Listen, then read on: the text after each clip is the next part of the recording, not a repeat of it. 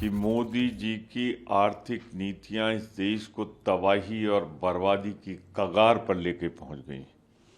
कल स्वीकार कर लिया मोदी जी ने। सच्चाई तो वही है। आप बताएं मुझे कि 40 साल की अगर सबसे बड़ी बेरोजगारी है, 40 साल से आसपास सबसे बड़ी महंगाई है, तो उसका इराक, ईरान, इजराइल और अमेरिका की युद्ध से क्या मतलब? तो 40 साल की महंगाई और बेरोजगारी है। जहां तक सवाल है, इससे कहीं ज्यादा $140 के आसपास, $140 पर बैरल खरीद कर मनमोहन सिंह जी ने $60 के ऊपर दाम कभी नहीं जाने दिया था पेट्रोल का। आज $100 पर लीटर बेच रही है मौजूदा सरकार। और सबसे बड़ी, दुनिया के बाजार में जब सस्ता हुआ था, $40-45 तक पहुंचा था, तो क्या कम किया था मोदी जी आपने? आपने तो ये कहा था जो पिछला घाटा है पूरा कर लेंगे। फिर पार्लियामेंट में उठाया तो आपने कहा था ये इसलिए नहीं कम किया जा रहा है, आगे कभी कोई घाटा हो तो उसकी भरपाई हो सके। तो कुल मिला के 28 लाख करोड़ रुपया बहुत से देशों का बजट होता है, आप इन कंपनियों को कमवा चुके हैं और आम आदमी की जेब से निकाल चुके हैं। तो फिर थोड़े दिन का संकट है, तो इसमें आप इतनी नसीहतें, इतने भाषण क्यों दे रहे हैं? सोने से क्या मतलब इसका जो ईरान युद्ध चल रहा है अमेरिका इजराइल का?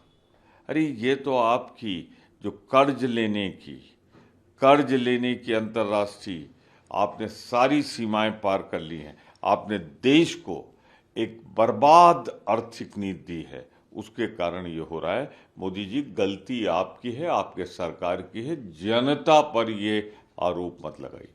जहाँ तक विदेश भ्रमण का सवाल है, पहले अपने ऊपर अंकुश लगाइए, मंत्रियों पे लगाइए, अधिकारियों पे लगाइए, फिर आम जनता की बात करिएगा। आप नहीं जाएंगे तो कोई आपके यहाँ क्यों आएगा? पर्यटन खत्म करेंगे आप? को पहलकदमी लेनी थी तो आप चुनाव में व्यस्त। माफ कीजिएगा, हकीकत कभी कभी आईना दिखाना बेहद आवश्यक है। यह आज की परिस्थिति नहीं है।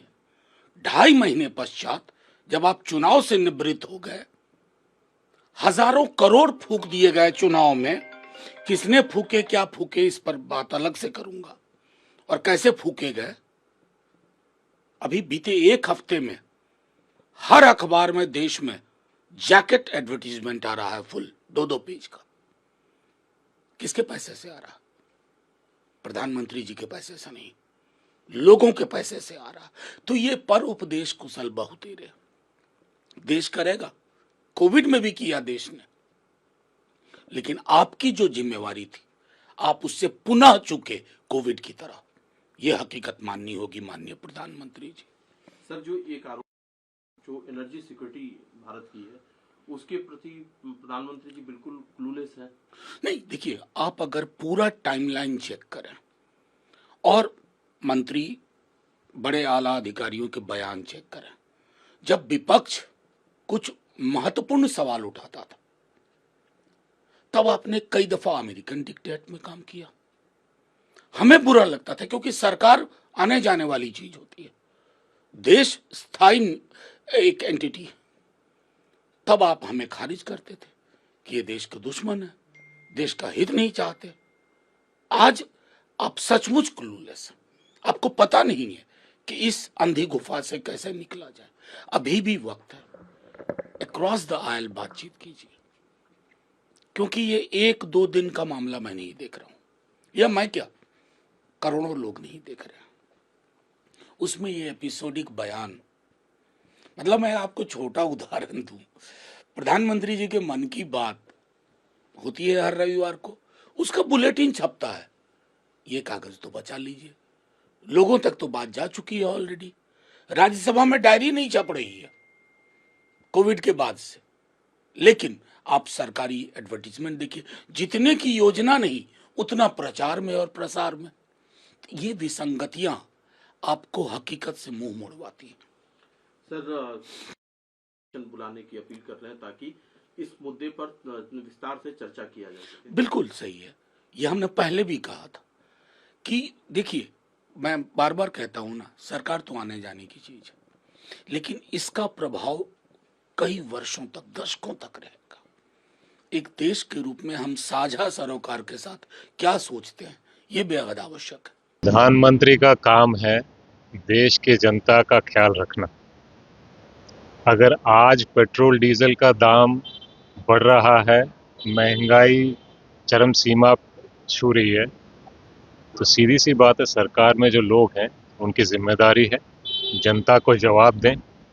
ये कोई जवाब नहीं है, ये कोई मतलब नहीं है कि आप ये कम करो वो कम करो। अब मुझे ये बताइए कि बीजेपी में प्रधानमंत्री, गृह मंत्री, मुख्यमंत्री, मंत्री, इनमें से कितनों के परिवार कम कर रही है?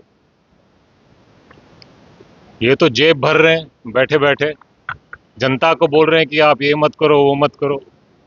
मेरी प्रधानमंत्री, गृह मंत्री और सारे भाजपा वालों से हाथ जोड़कर जनता की तरफ से विनम्र प्रार्थना है कि ये लोग अपना काम करें, जनता के हित के लिए काम करें और फालतू बातें ना करें। प्रधानमंत्री जी एक तो विदेश की यात्रा करना बंद कर दें, तो इससे दूसरे लोग सीखेंगे, क्योंकि आज तक कुछ भारत को मिला नहीं इनकी यात्रा से।